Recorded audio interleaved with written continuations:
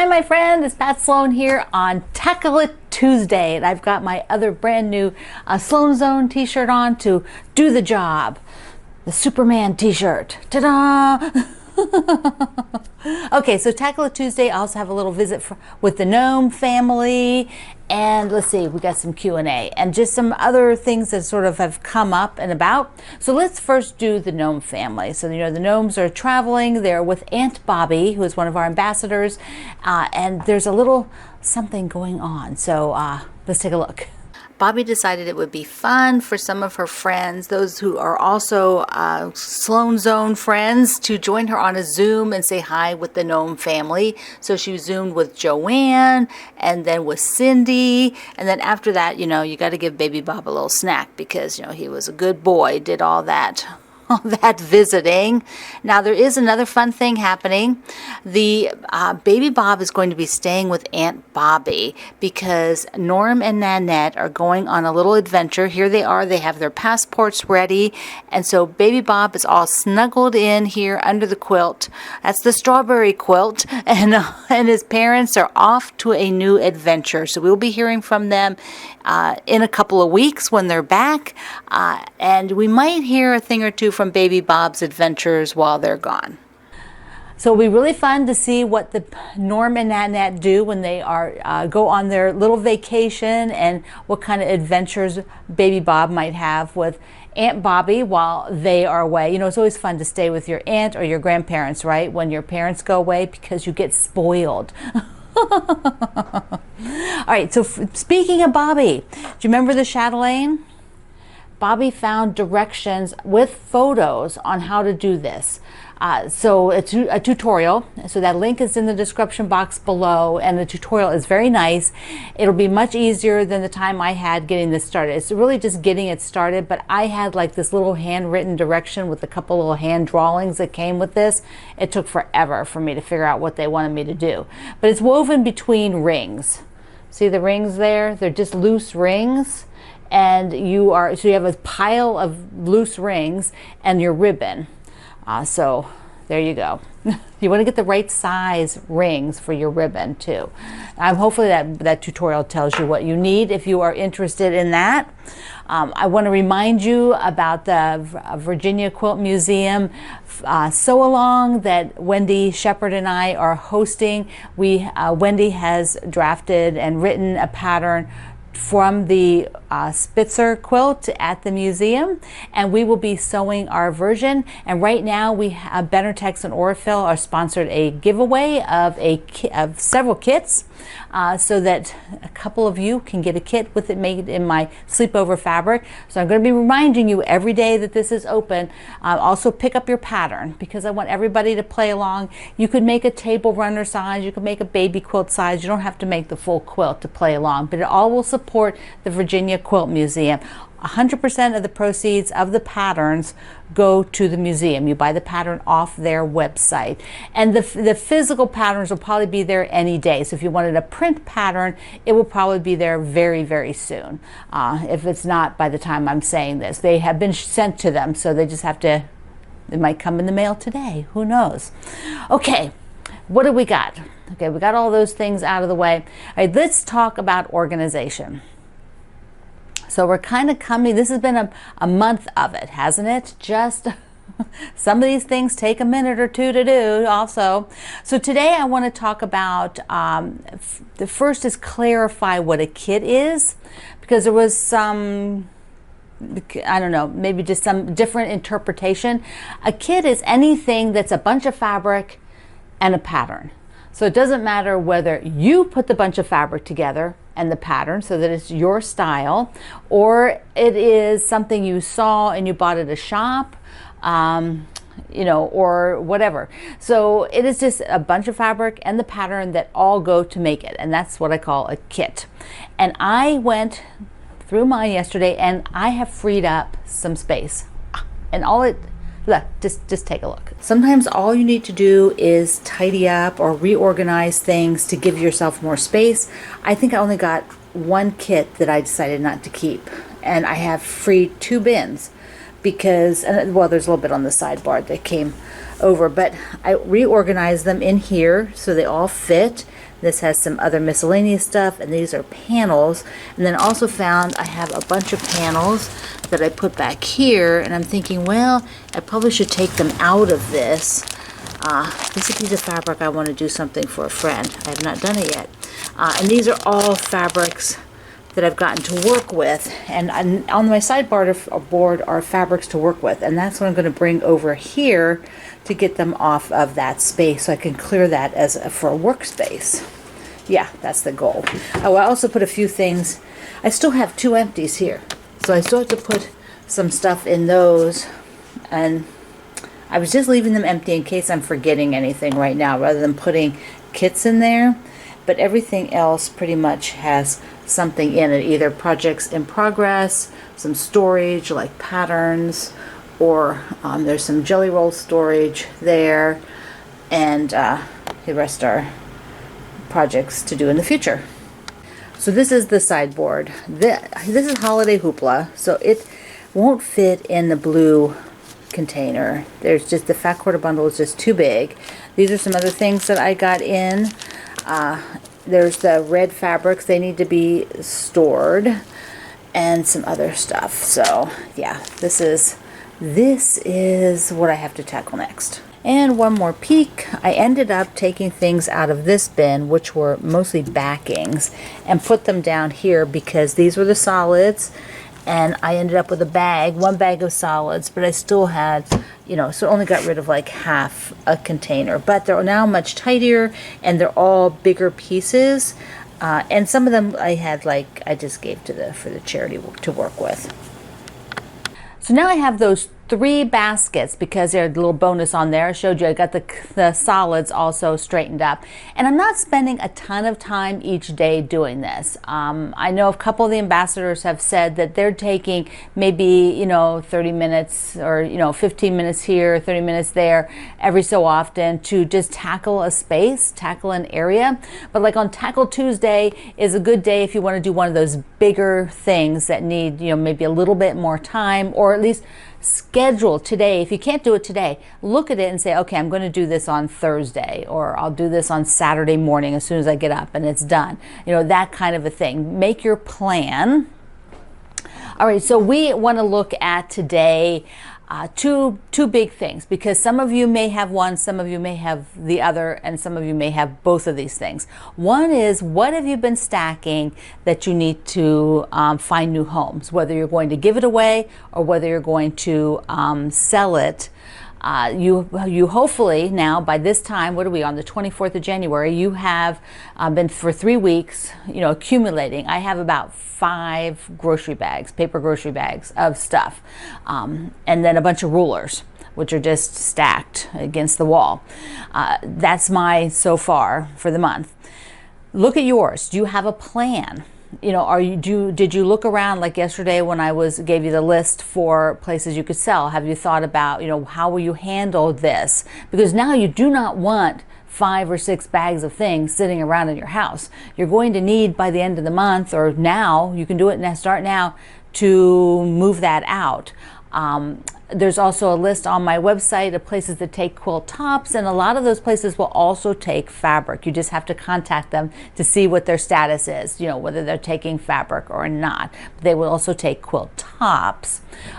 So the other thing that we're going to address now that, so you're going to look at what do you have to move out, and then now we're going to look at quilt tops. Now, some of you don't have quilt tops.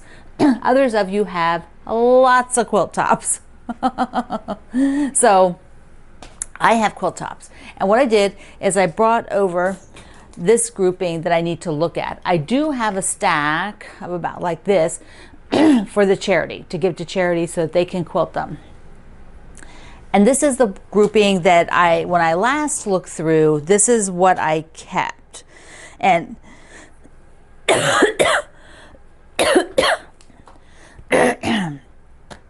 not only what I kept, but a few got added since the last time, since the last time I looked and did this, which was probably a year or more ago. So I thought I would just show you a few things. But first, let me just tell you what this is. I'll pull it all the way out here so you can see it. So this is what they kind of call a French laundry basket. And I bought mine, like you know now, a lot of things I bought years ago. And it is wire, and I made the cloth liner for it. This particular basket, that particular exact style, I could not find online. I'm sure somebody has it, but the places I work with, they didn't have that particular style. I did find one that was just was straight like a barrel. Like this one actually kind of folds in. If you happen to want to store it. But this straight arm one with wheels, you know, straight side rather, with wheels, I found one.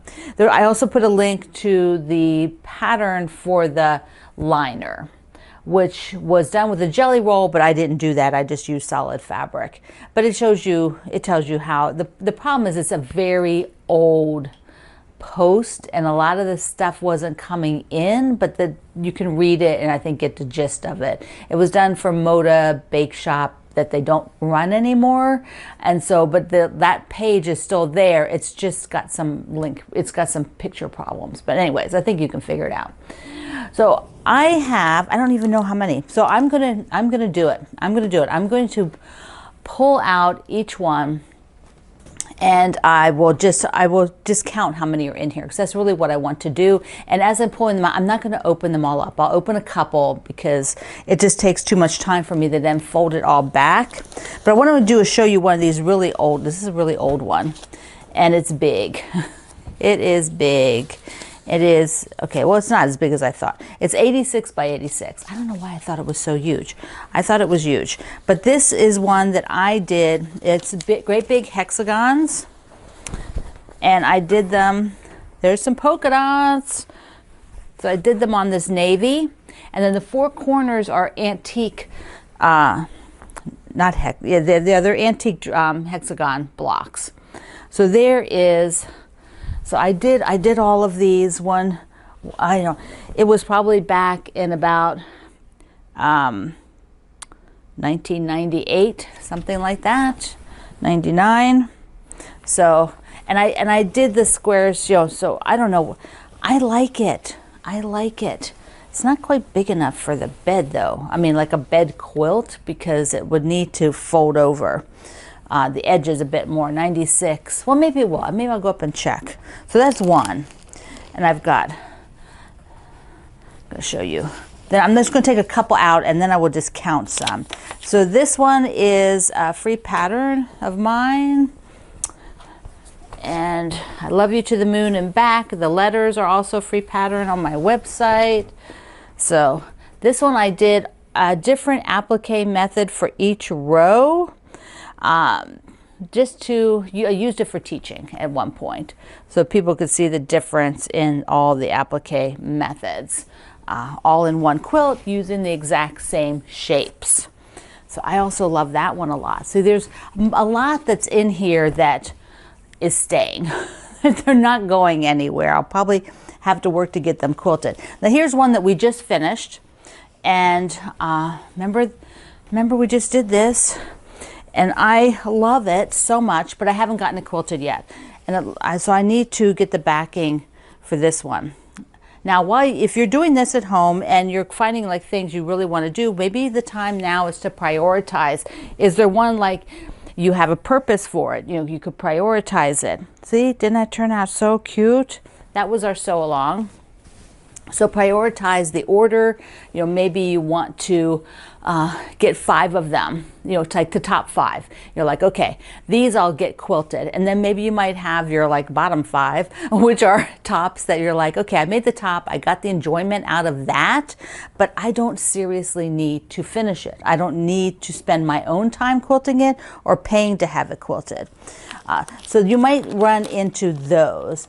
So I'll show you one more. This was from a book. I was teaching from this book, so I made several of these quilts in different colorways to take to classes so that people could see it. And because I was traveling to teach, you know, I didn't want to make a full quilt because that's too bulky, so I just made these tops to go. So there's one, nice and fun and juicy. It's probably one that I will give to the charity to quilt. You know, this is probably one for that, because I just don't, I don't have an interest in hanging it here, and then somebody can enjoy it. So that's my thought process. What I pull out? 1, 2, 3, 4. I pulled out 4. Let's see how many else are in here. 5, 6, 7, 8, 9, 10, 11, 12, 13, 14, 15, 16. So that's 16 tops, which is not that bad. Plus I already have like 5, I think, over there. So I might go ahead and this one and a couple others in here decide that it's time to let them go. Here, I'll show you one more. This is the hearts from the Splendid Sampler, the first block on the first book, and I'm, oops, upside down. More polka dots. See how fun that is? Oh, I think that would be fun to get it quilted and hang in February. Be happy quilt. And then eventually that would make a great quilt to give to somebody to use, yeah? Okay, let's do a few Q&A, which are from what we've been doing. Okay. So Carol wanted to know, do I take the salvages off of the solids? No. So Carol wants to know, do I label salvages on the solids, since there's actually, you know, no way to really know what the fabric is? Do I put the manufacturer and the color number? It's like, no, I have not bothered to do that. That would be a wonderful idea, but I haven't bothered to ever do that. Mostly I have bought one manufacturer solid. Now I flip between Moda and Benartex. I have a lot of Moda, and then I also have some Benartex solids. The Benartex solids I actually don't put in that basket right now because I don't have much of it and because I've been using it. So I kept it with my Moda fabric lines because that's what I got it for. If you all have a system for documenting your solids, share it at the YouTube channel today. Because, I mean, share, you know, tell us about it here at YouTube, but share a picture if you want to share a picture over at the community page, Quilt Along with Pat Sloan. So Rob, I was wondering when somebody would ask this. Robin asked, what am I going to do with this basket? This thing. So these are 2 drawers baskets, and I've been doing some under counter storage, and I got this one, and then I'm not sure I want to put it where I was going to put it. So now it's sitting here waiting for me to decide if I want to put it under the sink in my kitchen or do I want to use it for something else. So I put a link down below to that. I mean, as you know, under counter storage or any storage, you need to measure carefully your own space before you buy or use anything. Mary wanted to know, what kind of ways do I repurpose old mats? I don't. I just get rid of them. I don't see any. I have so many mats that I just don't. I don't have a need for repurposing mats. Now, some of you probably have suggestions. I know people will cut them down, maybe to use them in the base of a bag, you know, to have a flat bottom. But if you have suggestions for how to reuse mats or pictures over at the community page, share that.